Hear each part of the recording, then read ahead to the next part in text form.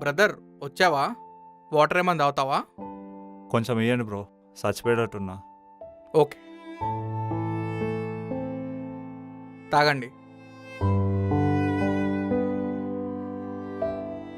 ఏంది బ్రో అంత టెన్షన్ పడుతున్నావు? ఏం లేదన్నా, మా డాడీ ఒక ఎలక్ట్రీషియన్. కరెంట్ షాక్ కొట్టి ఒళ్ళంతా కాలిపోయింది. ఎన్ని హాస్పిటల్ తిరిగినా వర్కౌట్ అవ్వట్లేదన్నా. దానికోసమే అన్నా ఇంత కష్టపడుతున్నాను. బ్రో, నీ ప్రాబ్లంకి నా దగ్గర ఓ సొల్యూషన్ ఉంది. అదే కేబీకే మల్టీ స్పెషాలిటీ హాస్పిటల్.